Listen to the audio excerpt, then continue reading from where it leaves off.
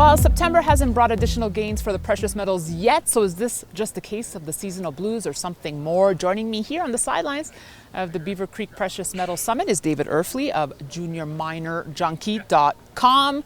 David, welcome back. Great to be back. Always great to talk to you. Well, I have to also mention you're also a contributor on Kitco. Catch David every Friday on Kitco.com for your insights. But not this Friday. Not this Friday. A little busy here in Beaver Creek, then we all head to Denver. So many shows. I have so many things to ask you. Okay, I've been talking about gold a lot, so let's start with silver because you're that guy that's always been rooting for silver. Oh yeah. Right? I love me some silver. Right. So and people are waiting. People were so excited for gold this summer, and they're saying, but when's it going to be silver's time here? Well, you know, silver always lags, and it lagged again this year. Yep. But the stocks, the silver miners, always bottom with the gold miners. So that happened again this year. But a lot of the juniors, as you know, are still kind of in the doldrums here. So it's strange because it's a bull market of sorts for a lot of these guys, but it's still a bear market of sorts for a lot of juniors that need to raise money. And that is so well said, David. And I've been asking a lot of people that question of, you know, there was so much euphoria in gold, but we haven't seen that spill over in the junior sector yet. What's it going to take? Well, from people I talk to in the know, well, you know, capital markets, they got burned in 2016. You know, you had a really vicious bear market from 2012 to 2015, where the GDX went down 84% from its high in 2011 to its low in January 2015, and happy days were here, and they all went in full bore. So a lot of them got burned. So I think they're waiting for this move to be sustained above 1,400. I think if you see the gold price maintain a floor above 1,400 into the end of the year, that's 2 solid quarters of the gold price being above 1,400, then they're going to loosen up their purse strings in Q1 of next year. So is it the time to still be shopping for the juniors now? Are you buying? Absolutely. This is the buying time for you? Absolutely, yes. Okay, and how about, so would you be also getting, I know the juniors are your specialty, but are you looking at any mid-tiers or the majors?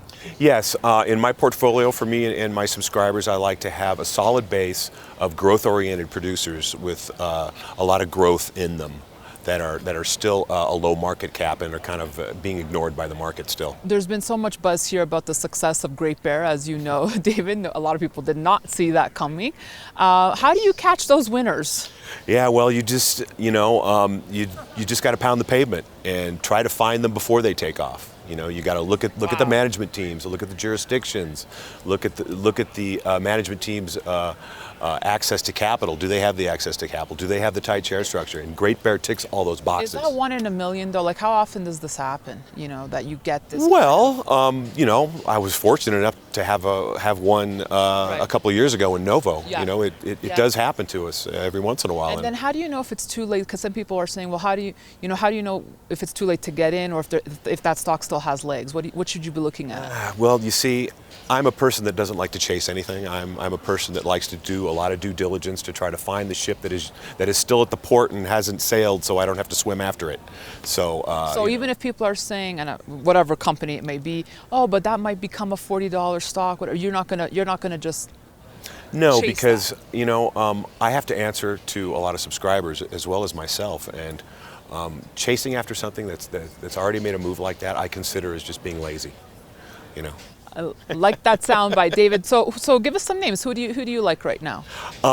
What kind of name would you like? Would you like a growth-oriented producer name? Would you like a developer name? Would you like an early-stage junior name? Give me one in each category. Okay. Yeah.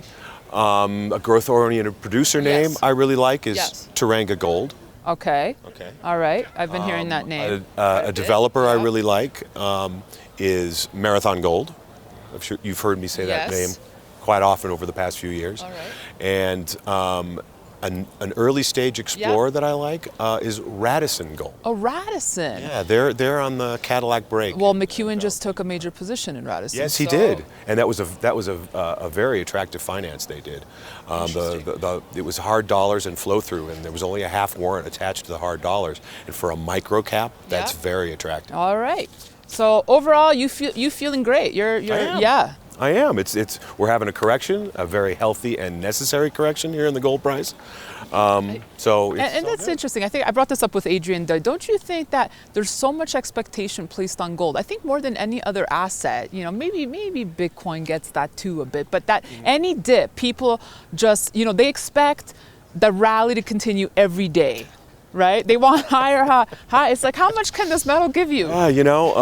Trees don't grow to the sky, I mean, the higher they go, the sharper the correction is once the correction happens. So, but as long as gold holds $14 at breakout, I'm happy. Hey, David Erfle, you stop by anytime. It's always a pleasure speaking with you. Always great talking to you too. JuniorMinerJunkie.com, and you can catch David every Friday, not this Friday, but every Friday on Kitco.com. Thank you, David. Thank you. And thanks for watching. We'll have more for you on Kitco.com.